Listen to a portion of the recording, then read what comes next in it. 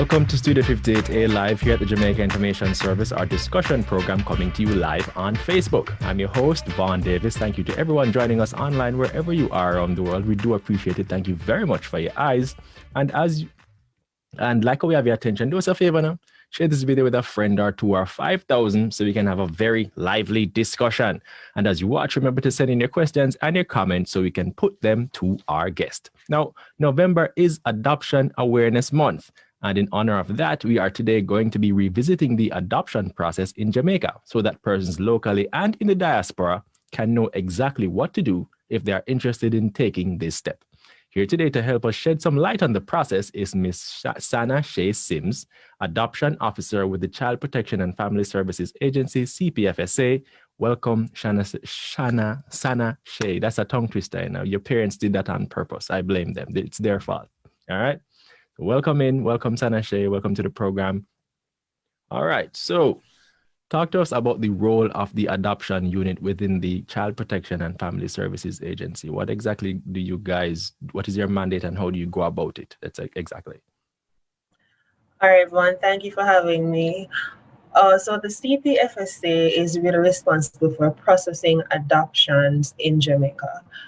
This is done primarily by the adoption board. So applicants make an application to the adoption board, and then as officers, adoption officers, we process the case, and then the case goes to the court in the parish where the child resides for it to be finalized there. All right, so let's get right into the whole process itself. Let's start first with who can adopt a child in Jamaica. Okay, so if the applicant is a relative to the child, that person can adopt from 18 years onwards.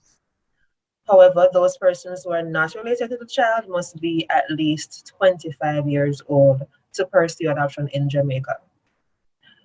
Also, a child can be adopted from 6 weeks old right until before the 18th birthday. So it's 6 weeks to 17 plus years. Right. So those are the persons, you know, you have to be, I guess, do you give preference to relatives or is more of a situation where it's a free for all? Anybody who expresses an interest and once they meet the criteria, they can, you know, go through and adopt somebody? Once they meet the criteria and once it is within the best interest of the child. But however, we do find that most of our adoptions in Jamaica are completed within families. So it's mostly relatives that apply to adopt children in Jamaica. All right. So on the flip side, who can be adopted? Okay. So it's a child between the ages of 6 weeks old up until right before their 18th birthday, right? So it's 6 weeks up until 17 plus, you would say. But Right. a child in Jamaica has to be adopted before their 18th birthday, and that is for local adoptions. We also have persons who apply to adopt in Jamaica from overseas, mostly the US, Canada, and England, and also Caribbean countries. Now, each applicant is encouraged to check with their immigration to find out their laws about the age, because it may differ. But in Jamaica, a child is adopted before 18 years for local adoptions. All right, so let's get into the process itself. How I am a person, I say a child, I decide, you know what, I think I want to take this step. I want to add this child to my family and so on, provide them a stable environment. Where do I begin? Where do I do? What do I do? Where do I go? Etc. Etc. Etc. Okay, so CPFSA, I'm so sorry. We have... It's okay. Just to clarify for persons, I mean, previously it would have been the Child Development Agency, but we have had a name change and a whole shifting of things in the sector. So now it's called the Child Protection and Family Services Agency. Persons may be familiar with the Child Development Agency. Same thing, people, just a new name gets the same work done. You know what I mean? But enough of me. Go ahead, Sanna Shae. What's the process like? Right. So the CPFSA, we have an office in every parish in Jamaica. Persons who are interested in adopting may visit our offices. However, we also have our website, www.cpfsa.gov.jm, where information can be found about our adoption process. The first thing that we encourage persons to do is to call our numbers. We have a number for the adoption unit, 922-1751, and find out about the process. We also have an email address, adoption@cpfsa.gov.jm, where persons may email us as well. When you go on the website, you will find a list of documents. There's an application form. There is a document called a guideline that outlines the steps in the process. There are a set of medical forms, one for each applicant and one for a child. The applicants are required to download and print these documents and to read carefully the instructions. Once they have filled out the application form and also have all their supporting documents, then applicants are required to package this, one package, and submit to our offices. You may submit to our head office at 48 Duke Street, Kingston, or any parish in which you're able to submit the documents. All right. That's why I love our audience, and they're really great. We have a question quickly online. It's Kemisha Mills. Thank you, Kemisha, for your comment. Really appreciate that. She's asking, why is it so hard to adopt a child in Jamaica, which gives you the impression that a lot of persons believe the process is difficult. So the question is it actually difficult, or is it a situation where, people just need to go through the process and it will be much easier? What's your take on that situation, Sanna Shae? Okay.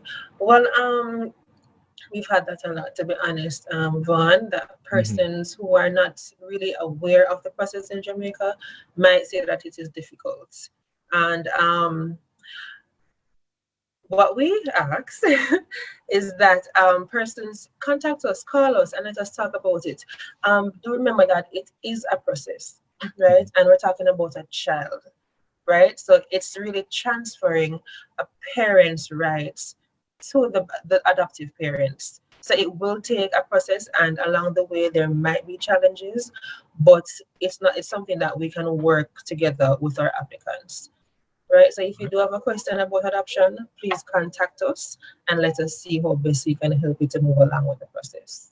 All right, Kemisha, I hope you heard that. Sanna Shae says you make contact with the CPFSA and they'll walk you through the process. So it might seem difficult on the outside, but I guarantee if you work with them and you work collaboratively, they can make it as painless a process for both of you. Just tell her the email and the phone numbers as well, so that in case she wants to reach out. Okay, so we are at adoption@cpfsa.gov.jm, and our telephone number for the adoption unit is 922-1751, 876-922-1751. All right, so we have another question, which is kind of getting ahead of it, but since persons have an interest, we like to answer the questions as they come in. Raquel Smith, thank you, Raquel, for your question. Really appreciate it. She says, I have a friend from USA who wants to adopt a baby. Can she adopt a baby here in Jamaica? I guess this is a question that must come up quite often in your work. So go ahead and take it on for me, Sanna Shae. Yes, we do accept applicants from overseas, including the US. Again, I would advise that person to make contact with us, because there are some questions that we need to find out from the person before they submit their application. One of the things that I will say is that for the US and other countries, the applicants are required to do what we call a home study. So it's really done by a social worker who interviews them, similar to what we would have done with our local applicants. But because they're overseas, they would have to employ a social worker or social work agency. Well, I don't want to, every country is different, right? So I would advise them first to check with their immigration in their country to see what the requirements are. For that person who's in the US, it would be the USCIS. United States Citizenship and Immigration Services, USCIS, that they would need to contact to find out what they need specifically before applying to Jamaica to adopt. All right. Just to make sure I have that, I close that out. So make sure that you discuss it with. So who would you have for the home visit you mentioned? would it be a case where they have to get somebody in America to do that? And once that agency or somebody does that home visit or that home assessment, that person would that or the representative of that agency would contact you guys and you would have discussions as to the suitability of the person to accommodate the child? No, for the overseas report that is done, the report is provided to the applicants and with a recommendation in the report. So they would include the report along with the list of documents that I mentioned earlier that would be found on our website. So it would state that for persons living overseas, in addition to these documents, you also require a home study from whichever country it would state. I'll provide some more details as to what this home study entails, because I'm sure persons would be curious. What does that mean, home study? What exactly does that mean? What does that require me to do, or what does that require of me as a parent or as an interested person? Well, each country has their guidelines. So the best way to find out would be to make contact with the agency in the specific country. But as I said earlier, it's really similar to what we would have done here for our local applicants, where we interview them, we visit their home, and we make an assessment based on what we see. But there are other things involved in each home study report. All right. Let me just take another question quickly. Cassandra Layler, thank you, Cassandra. She's saying, do we have to go through the court to get it done? I would imagine courts must be an integral part of the adoption process. Go ahead. Most definitely. So all adoptions, the final stage is to go through the court. And usually it is the court within the parish that the child resides. All right. So continue. So, for example, in Kingston, we have the Kingston and St. Andrew Family Court. In St. Catherine, it might be the parish court. In St. Thomas, it might be the parish court. So it all depends on the parish in which the child to be adopted resides. Okay. All right. Fantastic. I hope that helps. Cassandra, thank you again for your question. I appreciate that. Leota and McDonald, who's always tuning into our program and asking questions. Thank you very much, Leota, for your eyes. Really appreciate it. She's saying, are children able to have the same last name as the rest of family members? Is that a consideration? I mean, you're adopting a child, which I would imagine, I guess, depending on the age of the child, whatever the case may be, may or may not have, might not have a similar last name. So how do parents proceed in a case like that? Usually, when a child is adopted, they acquire the surname of the applicants. Okay, that's what I find in most cases. But again, the judge or something like that. No. So what happens whenever we reach that stage in the process where we're submitting the documents to the court? We ask the applicants, some of them will go ahead and change the child's entire name, right? So we ask them to tell us what name they'll be giving to the child. And also, most of the time as well, while the court hearing is being done, the judge will verify and say what is the name that you would like to give to the child, and then make a decision on point. Oh, so that's part and parcel of the process, essentially. Right. So what happens is that once those documents are prepared from court, they will reflect what the new name is supposed to be. And that document will be taken to the RGD, and then they will prepare the adoption certificates for the applicants in the child's new name. All right, fantastic. So, Leota, I hope that helps you. If you are somebody who is interested in adopting a child, you are able to let the child take your last name or take the last name of the person interested in doing the adoption process. Lorenzo Melody Mix is asking, thank you again, Lorenzo. I always like to thank you guys for your questions. Really appreciate it. What is the average turnover time for the adoption process? Is it dependent on the circumstances surrounding adoption, or is there a standard time frame? Okay, so at the CPFSA, we strive to complete our adoption within 3 to 6 months. However, each case is different. And so you may have some cases that aren't as straightforward as another case. And so you may find that the time frame is longer, but where we would like to be is within 3 to 6 months. For completion. So, Lorenza, she said each case is different, so there will naturally be circumstances pertaining to each case which may or may not cause it to go over the time frame. But as Sanna Shae just said, 3 to 6 months is the ideal time frame. So you can persons who are interested, you can build around that time. Okay, plan around that time. And And might I sure, go ahead. add that the time frame, so it's whenever your case is assigned. So you submit an application, there might be a short wait time for your case to be reviewed and assigned to a caseworker. So once you get notification in your email or in your mail that listen, your case number is X, your caseworker is X, then we start or count from there 3 to 6 months to be processed.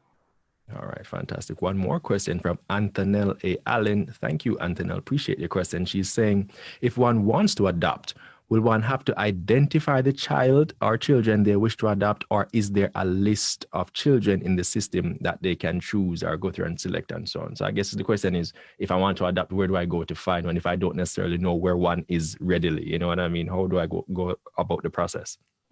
Okay, so Antonelle, as I said earlier, usually our adoptions are completed within families. But for those persons who are requesting a child to be placed with them, from usually it's within state care. So we have a list of persons that we call our request applicants. So you apply to the CPFSA, you go through a process where you are interviewed, your home is assessed, there's a full assessment. And once you meet the requirements to adopt, then you will be placed on a request list. You're given a case number and placed on a request list. And we also have, I wouldn't say we have a list of children, but from time to time, you'll find that children are identified who may be free for adoption or available for adoption. And we have to go through a process of ensuring that they are free. Once we find a child, so for example, Antonelle applies to adopt a 3-year-old boy, and a 3-year-old boy becomes available, right? We will check on our list to see who is the next person in line to adopt a 3-year-old boy. And if it's Antonelle, then we will contact her to say that we have found a child that you may be interested in adopting. All right. So is there I want to say a percentage, I guess, to get an idea of how many adoptions occur within families relative to persons just independently deciding they want to adopt a child, and it doesn't necessarily matter where the child comes from per se, meaning that it doesn't have to be a child within their family or immediate family unit. Is there a breakdown in terms of that kind of what can you tell me about that? A breakdown does exist, one, but I do not have that breakdown with me right now. Okay, no problem. Yes. All right. So the next question I want to ask is how, I guess, an idea of how frequent this service is taken advantage of. How often are Jamaicans making the effort to adopt children in the country? Is this something that happens? I think many of us might not necessarily think this is something that happens. We know it happens informally. But we don't necessarily know if the formal process itself is adhered to, in a way that is ideal. You know what I mean? So talk to me about that. Right, we do have a number of applicants each year, Vaughn, and we do complete a number of cases. I have with me the numbers, and I'm going to go back 2 years. Sure. So in 2018, we completed 147 cases island-wide in Jamaica for adoption. Great. So far, let me go to 2019, which was also just close to that figure. We were at 141 cases for adoption. And currently, this number is as of July of this year, we have gone 80 cases being completed in Jamaica for adoption for 2020. Right, so it's something that's happening fairly consistently then, if you will. Children are being adopted at a fairly consistent rate. Fantastic. Yes. No, I always like to, because repetition is the key to learning, I always like to go back. Once again, let's talk about the process for adoption so that persons can get familiar with it. You know what I mean? So we don't have to can become a part of the whole psyche of the country. So let's go through that one more time, the process for adopting a child. Okay, so let me just mention this. Know that in order for a child to be adopted, we must have the consent of their birth parents, unless the parents are deceased or for some reason they cannot be found. Are there some other circumstances which the court would decide whether or not the process can be completed without their consent? Okay. So once there's somebody interested in adopting, we encourage to call or visit our website where you will find all our documents. That's www.cpfsa.com. You'll find on the website a list of documents, namely the application form, medical form for the applicants, and medical form for the child, along with a list of guidelines that provides you some information of how to go through the stages. We encourage that you complete the form along with all your supporting documents. So there is a list of documents. I can mention a few. For example, each applicant is required to submit their job letter. Each applicant is required to do a police report. Each applicant is required to get references to the medical. So there are a list of documents. How many references? We require 2 reference letters. So the individuals should write a letter recommending the applicants for adoption, and they should be notarized by a JP, signed and notarized, signed by the reference and notarized by the JP. Okay. Which means that it sounds to me like a JP can't necessarily be a reference, or can a JP and then our next JP notarizes the document. As long as it's notarized, then it shouldn't be a problem if the person is a JP. All right. Hello, quick big up or quick shout out online. Angela Mackenzie Williams, thank you for your comment, Angela. She's saying, good afternoon. Just wanted to say thanks to Miss Corinne Roberts for doing a fantastic job helping me with the adoption of my niece a few years ago.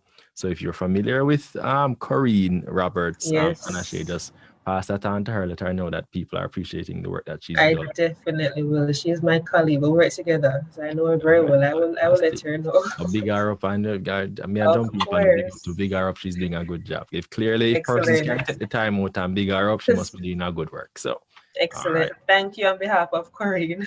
All right. There's one thing I want to look.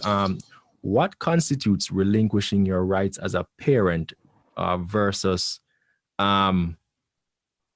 so I mean, because there might be situations, for example, where a person adopts a child, but the parent doesn't necessarily want to remove themselves from the child's life. How do you treat with those situations? Because as you said before, they have to get the parents' consent before, you try as best as possible to get the parents' consent before you go through the adoption process. But are there cases where parents might put the child up for adoption but still want to be part of the child's life? And how do you treat with that situation? Okay, so within families that is much easier because the children might have been familiar with their birth parents prior and so forth. But currently, Vaughn, we practice what we call closed adoptions in Jamaica. So, for example, if an applicant was supposed to be placed with a child from CDA, the birth parents will have no information about the applicants, where the child is living, nothing at all. They may be required to come to court. But the court hearing is separate from that of the applicants. Okay. Right, so we maintain confidentiality throughout the process. Okay. So currently our adoptions are closed, so there's no information that can be provided to the birth parents once they decide to give up the child for adoption. Which brings to the question, just one quick interjection. Lisa Wigwell, she's asking the question we talked about earlier, which is the average time period to complete an adoption, which Sanna Shae had mentioned earlier, which is the CPFSA strives for 3 to 6 months to complete the process, right? Right. That's correct. All right. So once again, let me backtrack a little. How can a parent put their child up for adoption? We're going ahead and talking about wanting to be in the child's life and so on, but how exactly does a parent decide, I would like to put my child up for adoption and so on? What's the process for that parent to go through? Okay, so usually when a mother is deciding to give up her child from the birth of the child, and we are aware of this, the mother is given a letter to take to the hospital, or given notification to the hospital. And what usually happens is that if the mother decides that she's going to go through the process, the child is usually placed in the care of the state shortly after birth. Right. But I must mention one that a lot of times when a mother says she's going to give up her child, usually or most of the times we find that the parents often change their mind somewhere along the line. And Mm-hmm. that's okay. That is fine. So whenever if they decide to change their mind, usually sometimes they come through us and we say, okay, go ahead and release the child to the parents, or they can go directly back to the person, the hospital level, the social worker, and the child can be released to them. Mm-hmm. But once it is that they decide to go through the process, then the child is released into our care. Some of the times the parents might come directly to us, but at all times we have to do an investigation into the circumstances. What is happening? Why is it that this mother decides to give up her child? Right? And then if it goes through with it to adoption at some point in the process, the mother or the parents provide the consent to the adoption. All right. I know you mentioned that it's primarily for newborns or very young children, but do you find this happening for older children as well? Not necessarily. Not a parent coming to us with an older child outside of state care. I haven't seen that. Usually, when they come into us, it's usually pregnant or newborn. All right. Another issue that seems there's would benefit from some clarification is what is the difference between fostering a child and adopting a child? Okay, so adoption gives the parents permanent and legal rights to the child. Foster care does not. Mm. So foster care is really supposed to be a temporary placement. Sometimes it's extended, but it's supposed to be a temporary placement, and the foster parents do not have full rights to the child. So usually they still have to come through the CPFSA when they need to do some legal activities for that child. All right. So, but I mean, foster is what's the process for becoming a foster parent? Is that similar to the process for becoming to adopting the child? It's similar, but the documents that you need to submit is different.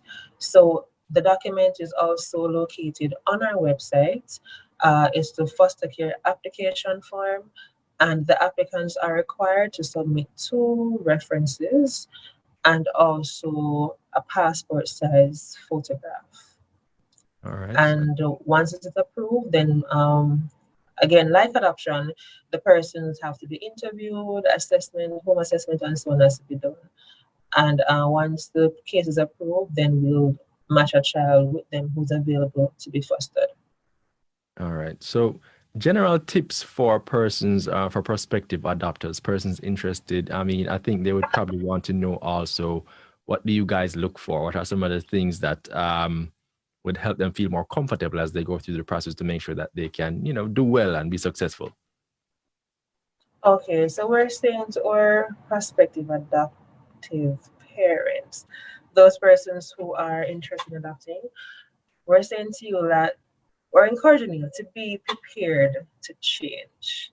Mhm. Yes, we're asking you to learn the love language of your adopted child or children. And especially for our new parents, one, we do provide training sessions for them during the adoption process. I think you Yes, probably might want to send those to regular parents, yeah, because I mean they don't get the manual. Some of us might want a little manual right, now and then, but right. continue. So right, so all of our parents, but we do take special care for those persons who are new parents. Hmm. We're encouraging you to apply emotional intelligence, right? The ability to understand and manage your own emotions and those of the people around you. We're saying develop patience and allow your child to express themselves and participate in decision making. And of course, this goes by the age of the child, right?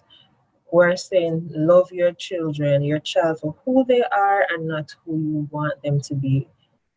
Embrace and nurture your children, as the process is a two-way learning street for both persons. So it's new for the adoptive parents and it's also new for the children who are coming to live with you.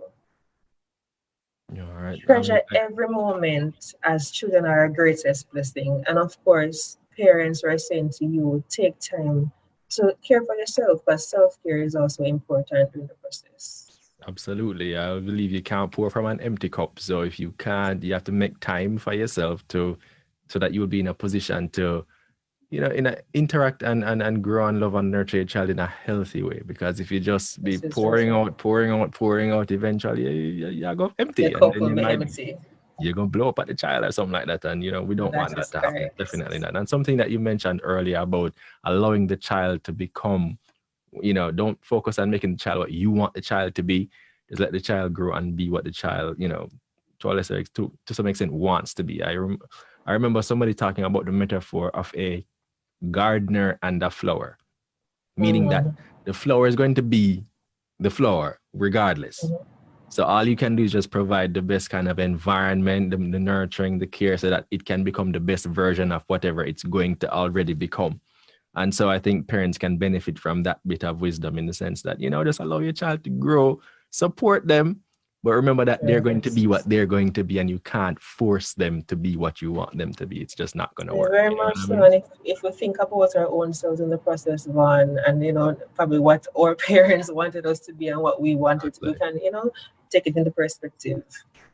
Exactly. Well, Douglas Walker online is bigging you up, saying Mrs. Simms is an excellent officer, very professional, warm, and thorough.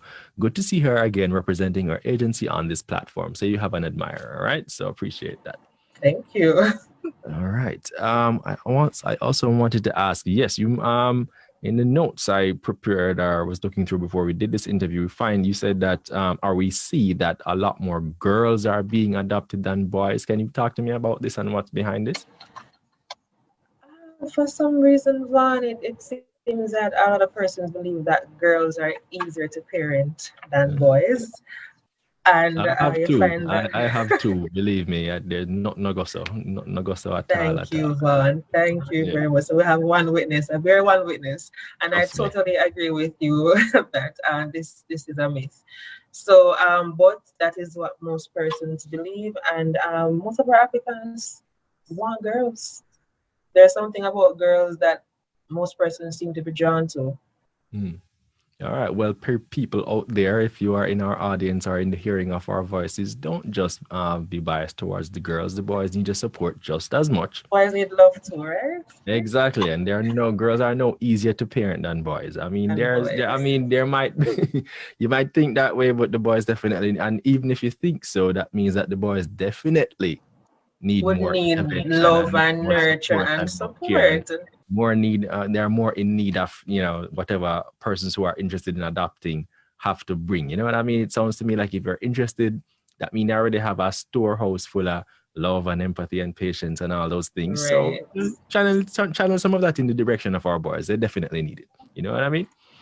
Right. All right. Now, let me just check my last questions. How do you go? How do you check the background? We want to make sure, I would imagine you want to make sure that the persons you adopt, who adopt your children or adopt the children over which you have care and so on, are, they don't just put on a grand show to get the child at first. And then, afterwards they transform into something completely different. How do you ensure that over the period of time or, in the period after they have been adopted that, the parents don't switch on you and decide to become something else? Okay, so usually once our adoptions are completed in court, that is usually it for the process. We don't usually get involved in the lives of the adopted family after that. However, we encourage the parents that, the CPFSA offers a range of services. So if they need support after that, they could always come back to us. During the process, though, each applicant is required to do a background check. The references are, they also vouch for the parents that they are eligible to adopt and they're nurturing and so on. And each applicant has to go through an extensive interview where we ask a lot of questions to get to know them some more, and as an assessment. And that also goes in line with our home assessment. And if needs be, we will interview the references again and ask other persons to give us their perspective of who it is that is applying to us to adopt a child. All right, so you do your due diligence and then just turn them over to the parent, and at that point, it's really you guys. Hopefully, you don't have to intervene again. Well, if it's a child that is being placed on state care, the applicants have to go through at least a 3-month supervisor placement period where we check in each month with the applicants, with the child, just to see how things are going, observe how it is that they're bonding, and at that time provide support to them as well. I mentioned earlier that we do parenting training, but we also do one-on-one. So if we go into a home and we see where we need to talk about some things, parenting, and even with the child, because if the child is older as well and we need to offer some counseling, we do that as well throughout the process for both parents and children. All right, quickly, just I'm checking online again in our comments. Leota McDonald saying boys are easy to handle. So I guess she, Right. Kamisha There goes a boy, mom. Kamisha is saying girls are just cheaper. That's why. I don't know about that one so much, Kamisha. I'm not sure about that one. Yeah, I mean that one kind of iffy. Sophia MC, she says boys are awesome and very loving. Give me a boy child any day. Hashtag Sophia MC boy mom. They are rough and them are not work, but with help, I love boys always. So there you go. There are lots of boys who are showing love to our boys, and would definitely love to buck the trend, reverse the trend, and get more get just as many boys being adopted as girls, right? As long as they're available, right? Exactly. Right. All right. And the thing about it, I just like to add to what you were saying that the adoption really gives you the opportunity to choose to an extent, even with the gender. But for those persons who are having natural birth, you wouldn't really know whether it's a boy or a girl that's coming. No, that's true. You know what I mean? Just it doesn't matter. Like I said, it's not like you can It doesn't matter. So in essence, it doesn't matter. Right? Comes, take it. It's a blessing and move forward, right? Quick question from Teresa Jack. She's saying, "Thank you, Teresa. I appreciate your comment." She's saying, "Can I email documents to you, or do I have to wait until I'm back in Jamaica? I live in both Sweden and Jamaica, so I suspect." It might just be more a convenience issue being able to communicate and get things done while she's away from the island. How does that work? We only accept original documents. So even if you email them, you need to submit the original documents, and you can find that persons overseas, mail them, usually courier service. Right, and we do get them and are able to continue the process from there. So those persons who are submitting documents, they should be the original documents at all times. So a file won't be created with documents that are emailed. Okay, so there you go, Teresa. Hopefully that helps. If you can get the original documents and have them sent by mail or courier, whatever the case may be, the CPFSA is all too happy to open a file with you and get the adoption process going. Okay, like I mentioned at the top of the show, November is Adoption Awareness Month. So, we're almost at the end of the month now, but did the CPFSA have any activities planned? What did you guys get up to for the month to celebrate or commemorate the adoption process in Jamaica and so on? Well, this year, in line with the measures that have been put in place for COVID, we don't do much outside of the agency, but we have been celebrating and we have been putting out our theme. And I'm not the first person to do an interview throughout the month. So we've been doing that. So we've been spreading awareness of adoption throughout this month. All right, there you go. Okay, I think we're bringing things down. Now, is there any lasting message you want to leave with persons who are thinking about adopting, persons who are interested in the process, so that that will hopefully push them over there? The person what they're thinking, I think I want that, but I mean, I know, the process I go long and drawn out, and I might not get the child and I might go get disappointed and blah. What would you say to a person who is in that frame of mind right this moment? Okay, we always encourage persons to call us, make contact with us. That's the first thing. Also, if you're thinking about it and you believe that you have that heart and that love, because we're not saying that it is easy, but we're saying that it can be rewarding. So if you're thinking about it and you think that you have that love and nurture for a child, then contact us and we'll guide you from there. Vaughn, we did not mention our theme. Right, that's true. We I didn't think we mention the should theme. do so. Absolutely. I mean, it's probably because, like I said, we're getting close to the end of the month. But still, please go ahead. Let persons know what the theme for Adoption Awareness Month was. Okay, so internationally, the theme for Adoption Month, engage youth, listen and learn. However, the CPFSA decided to use a theme, creating families one day at a time, defending the cause of birth parents. Mm-hmm. That's the theme that we're using for this month. So talk to me a little bit more about the theme. What does that theme represent for the agency and for you in particular? And what does that mean to you? Okay, so I'm going to highlight the part defending the cause of birth parents. Why? Because many persons, when they think about adoption, they think about the babies and, of course, the applicants.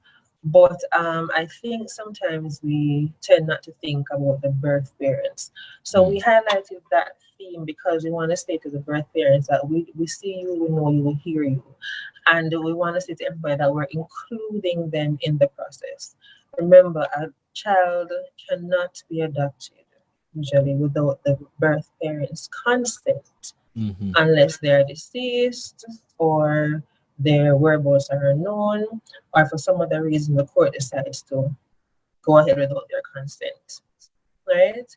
And we're also saying to our applicants to be patient with our birth parents. Remember that it's usually not an easy decision for them to make. Absolutely. To offer their child for adoption, right? And we're saying too, when they do decide to offer their child, we want persons to respect their decision, because it must have been them saying, this is within the best interest of my child, right? I see where the child will benefit from being raised by someone else.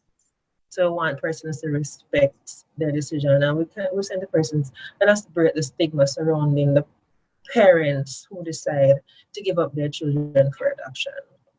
Absolutely, definitely, I can second that. I mean, I would like to believe, or I can imagine that it's not an easy decision to just say, you know what, I think I need to separate myself from this child that I brought into the world. You know what I mean? And persons who would be quick to jump to, make persons feel bad about that decision. I mean, come on, you have to check your privilege, check your mindset a little bit. You might need to go refresh your thinking, because we'll and come again, because that one you're not gonna make it. You're not gonna really work out. You know what I mean? That's the person. Give the person the space to make a decision that they believe is best, and try to support them as best as possible. Right? That's correct.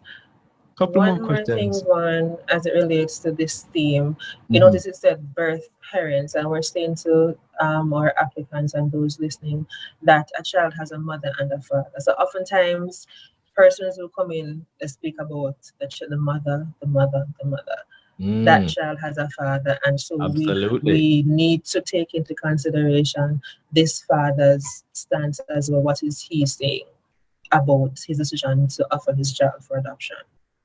Absolutely. I definitely second that too. I mean, like I said, it manifesting itself in the very fact that the less boys are being adopted. You know what I mean? We overlook the boys, and we can't allow that. Right. So it's an overall general thinking, and we want to change that. All right. So a few more questions before we wrap. Anne-Marie Brown Mitchell saying, I'm contemplating this route. Thank you, Anne-Marie, for your question before I even go any further. Thank you. Saying, I'm contemplating this route as my daughter is in my back for a sister, which she agrees for me to get her company. So I'm praying. Sanna Shae, talk to Anne-Marie and tell her why she must decide. She's praying, and we don't want her to make a rash decision, of course, Anne-Marie. We want you to make a careful, considered decision. But we also want you to make the decision to adopt a child. So, Sanna Shae, push her over the edge and tell her something to make her adopt a child. Man. Go on, man. Tell her something. Does Anne-Marie have a child that she wishes to adopt already? Well, I Or don't know. She hasn't given us the okay, details so yet. Anne-Marie, please make contact with us and let us have that conversation so we can guide you accordingly. Even before you submit an application, speak with us. All right, there we go. There you go, Anne-Marie. Hopefully things go in the right direction. All right. That is Sandra correct. Smith, she's asking, can I adopt my 20-year-old niece? But I think she Oh, can't. I think they focus on Lord. persons who are 18, right? It may very And well be called under legal. 18. Right. Under 18. So the last of the child is from 0 to 17 years and 11 months. Right. Mhm. So once the child is under 18, I didn't get Sandra. Unfortunately, we won't be able to assist you with adopting your 20-year-old niece. So sorry. In a case like that, I suspect it's more of a situation where maybe you'd make a will and include the child. I'm just trying to spitball. I don't know if you can offer some guidance where that is concerned. That It sounds sounds to to me me like like a maybe she wants to possibility. get the child included in, family for Probably the legal and child other. has been living with her for a number of years and so forth. That sounds like a possibility, Sandra, but in terms of adoption, No, you're not quite there. You might have to get some other guidance, maybe from an attorney or something like that, or maybe that's check correct. family court and see what other options that you can do. Leota and McDonald, thank you again, Leota. I really love the fact that you're always tuning in and sending in your comments and your feedback. She's saying, very interesting topic. Good luck in finding those children a happy home. All right. Thank you, Leota. Really appreciate it. I'm sure Sanna Shae appreciates that as well. Thank you, Leota. All right. I think on that note, I think it's time for us to wrap. Thank you to everyone who tuned into our discussion, especially those of you who sent in your questions and your comments. And if you have a question and would like to send it in all the same, go ahead. We'll be going through afterwards and we'll be able to send the questions to Sanna Shae and get the right information so you can move forward with whatever decision you want to make. Remember, our audience plays a major part in our show. If there's anyone in particular you'd like us to have in studio, let us know. We'll try our best to have that person in studio as soon as possible. Don't forget to follow us on Facebook and Twitter and Instagram at Jamaica Information Service to see who will be in studio next. We do this every Thursday, well, every week rather, live on Facebook. I've been your host, Vaughn Davis, and this has been Studio 58 Live. Thank you again for joining us, and please have a wonderful day.